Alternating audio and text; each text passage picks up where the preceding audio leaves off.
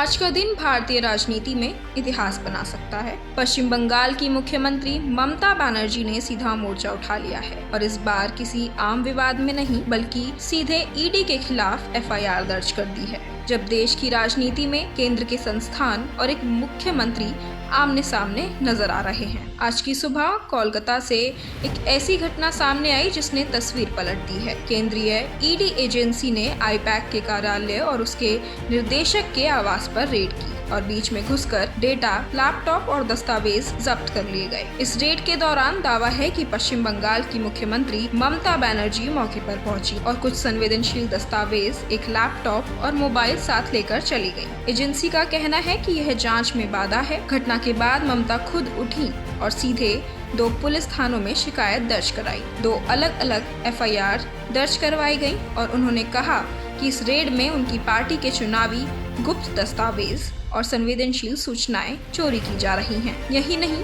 उन्होंने इसे सीधे सीधे राजनीतिक बदमाशी और लोकतंत्र पर हमला बताया है और जनता के सामने कड़ा बयान दिया है। दूसरी ओर ईडी भी ये सब देखकर चुप नहीं रहा। उसने कोलकाता हाई कोर्ट का दरवाजा खटखटाया और कहा कि सीएम का आचरण जांच रोकने जैसा है। एजेंसी ने हाई कोर्ट में कहा कि जब रेड शांतिपूर्ण ढंग से चल रही थी तब राज्य सरकार के वरिष्ठ अधिकारियों और मुख्यमंत्री के आने से कार्रवाई बाधित हुई। ईडी ने स्पष्ट तौर पर दावा किया कि यह बाधा अग्रिम धन शोधन और कोल स्कैम से जुड़े मामलों की जांच में रुकावट है। तृणमूल कांग्रेस ने इस पूरी घटना को भाजपा सरकार और केंद्र की एजेंसियों द्वारा चुनाव से पहले डरा धमका कर विपक्षी दलों को कमजोर करने की साजिश बताया। वही विपक्ष और कुछ केंद्रीय नेता कह रहे हैं कि अगर कोई भी अधिकारी जांच में बाधा पहुंचाए तो उसे कड़ी कार्रवाई होनी चाहिए। यानी राजनीतिक आरोप प्रत्यारोप खुलकर हवा में नाच रहे हैं। अब सवाल उठता है, तथ्य क्या है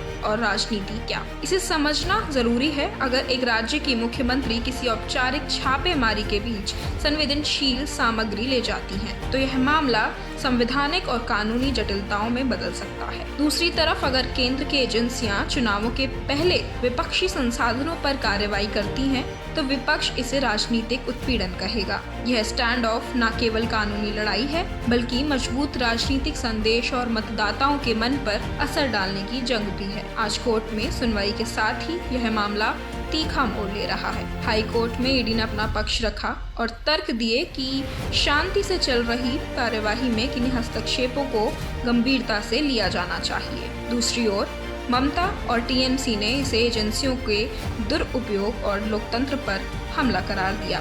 सवाल उठता है, क्या पूरा घटनाक्रम चुनावों से पहले सियासी मनोवैज्ञानिक जंग को और प्रबल बनाता है? हम आपके लिए इस मामले की हर अपडेट लाते रहेंगे। देखते रहिए इन खबर।